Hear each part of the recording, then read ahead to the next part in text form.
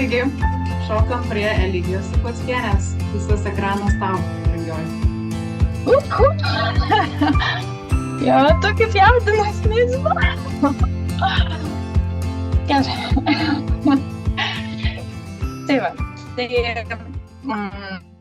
mes esam šeima, kuri, kaip jau pristatėme, rašiau, kad esam šiek tiek galbūt netradicinė, ne?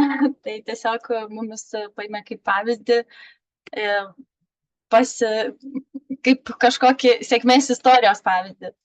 Tai šiandien ir bandysiu nepasikuklinti ir pabūti sėkmės istorijos pavyzdžių. Nors vieną kartą nors gyvenime. Tai va, bet pliava kaip jaudinusi. Tai mūsų pradžia buvo tokia, kad mes pradėjom galvoti apie vaikučius, pradėjom planuoti ir gyvenom mieste. Ir jau kai buvo mūsų pirmam vaikui Ąžuolui metu, kai mes išsikraustėm į kaimą, į vienkiemį, kur buvo va, tokia sena sodyba visiškai. Ir mes grini miestiečiai, užaugę mieste, mokėmės viską daryti, gyventi kitaip. Bet tiesiog labai širdis vedė, norėjosi ir ėjom tas savo keliu. Tai ir vaikams iš tikrųjų iš karto norėjosi sukurti tokią saugią aplinką, saugią vietą, kur jie galėtų gyventi smagiai, džiaugti, augti, kurti. Tai tas ugdymas šeimoje realiai prasidėjo mums nuo pat gimimo. Ir visą laiką buvom namuose, vaikus auginom kartu, jokių nebuvo darželių ir į mokyklą šiaip irgi nenorėjom eiti, bet tuo metu dar nebuvo galima, tai mūsų nuėję į savivaldybę tetos į mūsų pažiūrėjo tokiam didelėm akim, sako, jūs ką, juokaujat, tokių dalykų negali būti. Tai tiesiog man ugdymas šeimoje tai yra va, per tą patyrimą, per tyrinėjimą, per žaidimus, kad natūraliai visas procesas vyksta. Tiesiog yra saugi aplinka, mums turbūt sunkiausia galbūt vyrui būdavo, man kažkaip tai buvo labai normalu, kad vaikam duoti viską, ką jie nori tuo metu. Nu, aišku, ten šiek tiek jau žiūrėt pagal vaiko amžių, bet tiesiog netgi tokie dalykai kaip ten kirviai, plaktukai, peiliai ir taip toliau, tai buvo labai dažni vaikų užsiėmimai ir ten to pasiekoje, pavyzdžiui, pirmas vaikas, būdamas metų 3 mėnesių, tai man jau pjaustydavo salotą su peiliu, ta prasme, su dalgiu 3 metų šienaudavo ir taip toliau. Tai tiesiog stebiu tą vaiką, žiūri, kokios jo duotybės ir kaip jisai naudoja kokius įrankius ir pagal jo vis tiek mamos intuicija žino ir mato, kad vaikas yra pasiruošęs. Tai ten aišku kažkoks įsipjovimas į pirštuką, man atrodo, tai yra mokymosi dalis ir tikrai nebuvo jokių kažkokių didelių traumų, lūžių ar dar ko nors mano vaikai tokie laukinukai, kad jie ant stogais ir visais laksto ir lipa. Tai tiesiog, jeigu pas tėvus baimių nėra, tai ir pas vaiką tas labai atsispindi aplinkoje. Taip pat man ugdymas yra būtent apie laisvę būti savim, kad tiesiog kiekvienas vaikas galėtų būti savim ir būtų skleistusi taip, kaip atėjo į šitą žemę. Man labai buvo įdomu užtat vaikus pažinti, save pažinti per visokias pažinimo sistemas, tyrinėjau, domėjausi, tai labai įdomių dalykų atradau, kad ant kiek kiekvienas vaikas, žmogus yra atskiras kosmosas, atskira visata, kuri tiesiog, ją tiesiog reikia ne tai, kad bandyti kaip pakeisti, patobulinti, jau jinai yra tobula, jau vaikas atsineša tiek duotybių gražių, kurios tik tai tėvai gali duoti erdvę ir jom padėti skleistis. Tai taip pat labai svarbu mums bent jau, kad įsitraukia visi į visus procesus, kas vyksta mūsų šeimoje.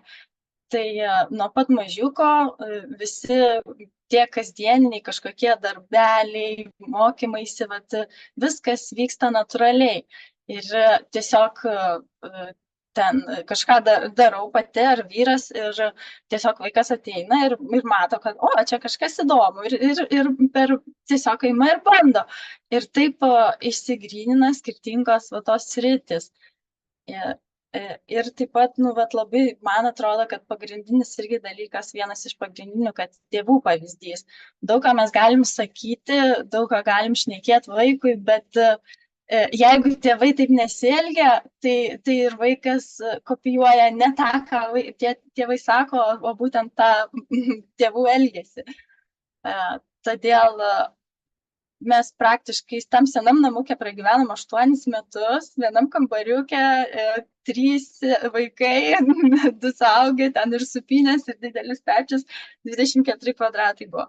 Kol pradėjom statyti savo namą ir irgi visą tą namo statybos procesą vaikai dalyvavo, vaikai kūrė kartu ir turi labai jau daug tokios gyvenimiškos patirties, kur gali pasidaryti ten ar savo baldą, ar ten tą patį namą jau molinį savo rankom apstinkuoti, pasidaryti. Nes viską darėm tiesiog kartu nuo mažiuko.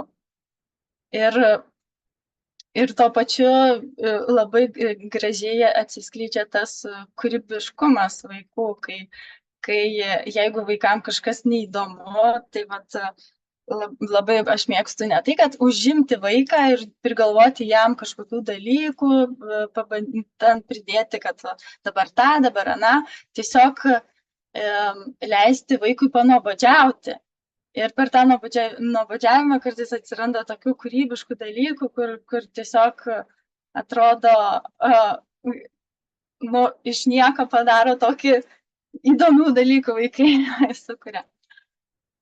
Tai pas mus šeimoje labai daug meilių yra. Tai vienas iš moliūgų, kur nuo pat mažens vaikam man tiek įkrito į širdį, taip ir iki dabar augina, gamina ir žaidžia, viens žodžiu, iki viskas iš moliūgų. Paskui grybai yra irgi tokie, tai irgi tiesiog jos ateina natūraliai, tas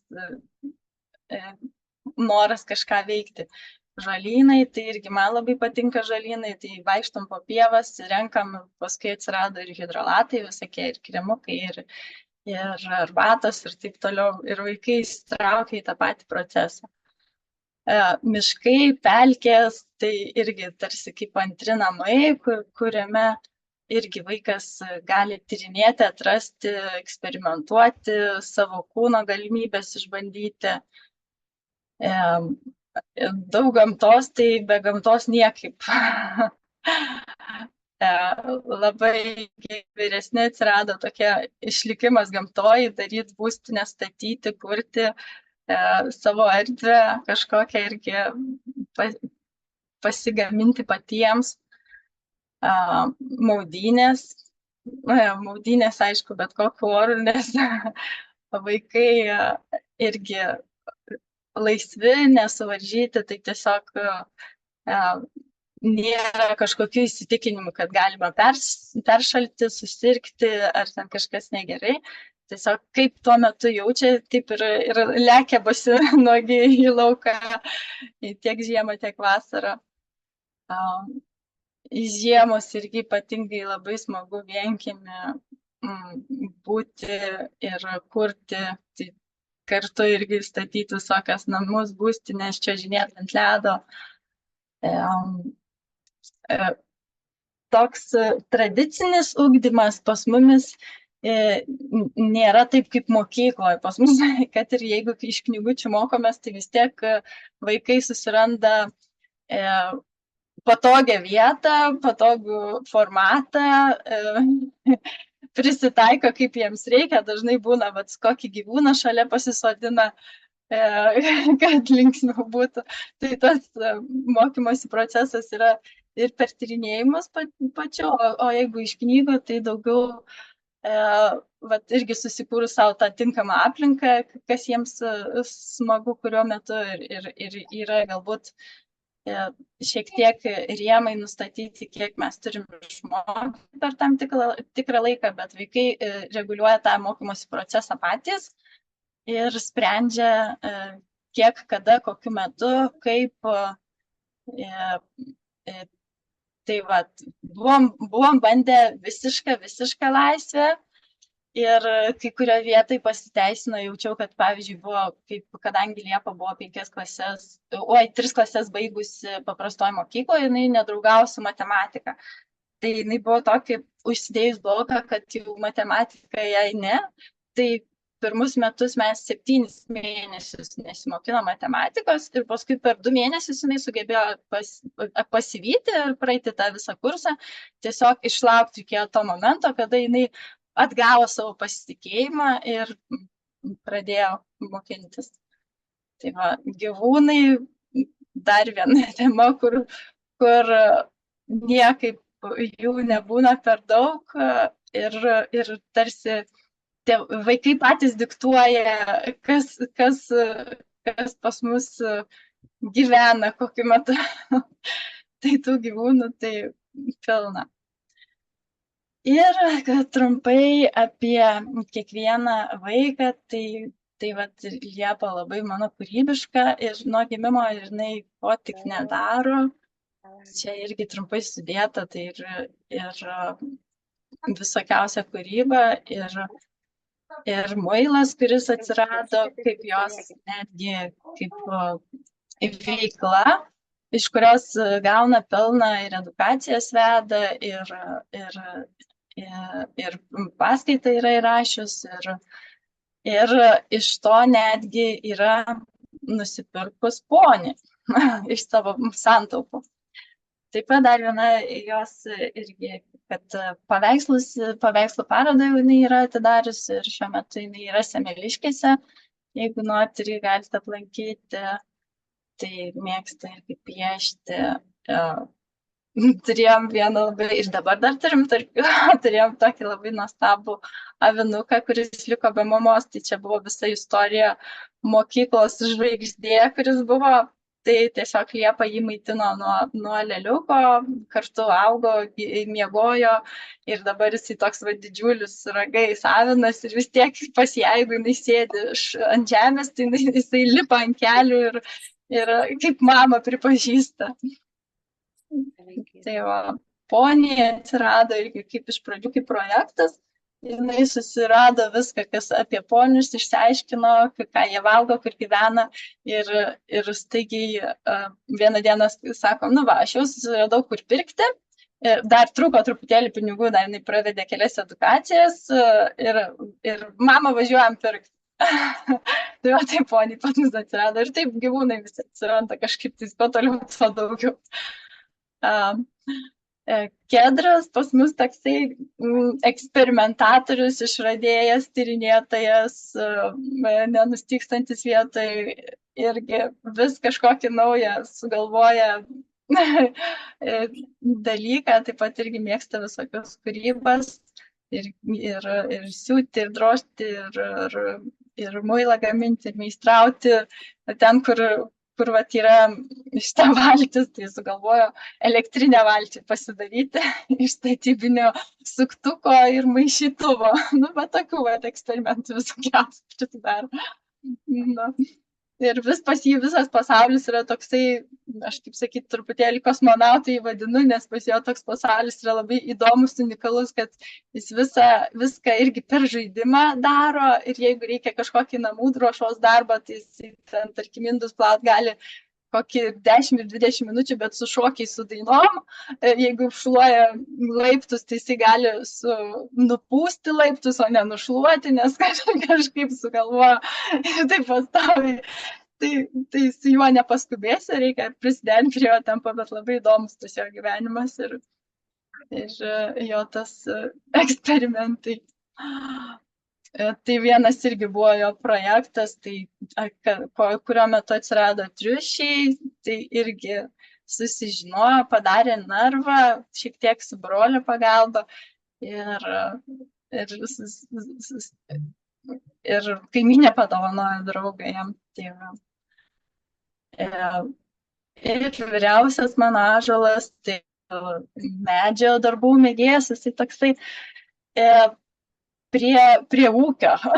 Toks vyras, šimto galų meistras darbų, tai ir iš medžio tekina, ir drožia, ir gamina, ir karkasinius namus stato, stogas su tėčiu yra dengęs, ir plyteles klijuoja, ir kirvius restauruoja, o ta prasme, ir maistą labai mėgsta gaminti, žvejot mėgsta irgi, bet jau jisai toks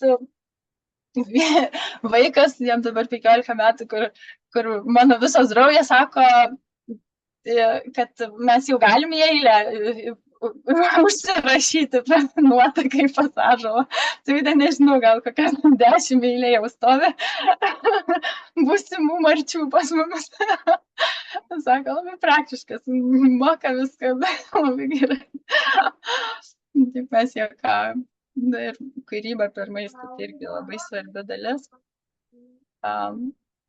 Taip pat dėl socializacijos, tai irgi vienas aspektas buvo, kad atsirado poreikis daugiau vaikų, daugiau bendravimo ir mes tada sugalvojom, tai gerai, mes tada darom stovyklas. Ir tada iš tų stovyklų irgi dar atsirado dar daugiau vaikų, dar bendravimo daugiau, tai jau šiuo metu to bendravimo tiek, kad jau net jie būna, kad nori pailsėti ir vieni pabūti. Sako, ai, gal geriau jau turim užsiėmimų ir kitų jau. Tai tos socializacijos, tai irgi nereik bijotis, jinai nėra toksai didelis baubas, kur sako, nerasim draugų, bendraminčių, tai tik tai pradedi ir iš tikrųjų atsiranda visi žmonės, susikuria aplinka labai nuostabiai. Tai va, dar šiek tiek projektų, čia šiltnamę norėjau aš apvalaus, tai va vyras irgi su vaikais sukonstravo man. Dar ateityje yra pirtelė pradėta ir rūsys nepabaigtas stogas, tai va irgi tas pats ąžuolas čia mūrino visą šitą rūsį. Ir kasė, ir darė, ir pirtelę statom visi kartu. Tai va, tai kaip ir visą prezentaciją baigiau. Nežinau, labai jaudinausi ir labai, nežinau, ar viską, ką norėjau, pasakiau. Greičiausiai taip, tiesiog noriu padrąsinti, kad viskas įmanoma, ko tik tai jūs norit savo gyvenime, viskas pasiekiama, tik reikia, net jeigu ir bijai, nes aš, pavyzdžiui, visko bijau realiai, bet einu ir darau. Ir kažkaip pasidaro.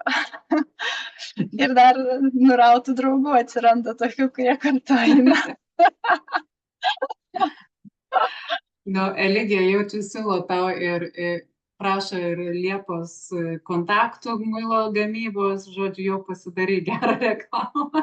Tai šaunuolė. Ir ąžuolo kontaktų Marčios jau nori siųsti savo CV.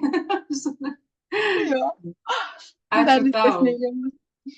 Tavo nuotraukas kalba 1000 žodžių iš tikrųjų ir labai, sako, ačiū už šiltą pasidalinimą, dėkoju Eligija.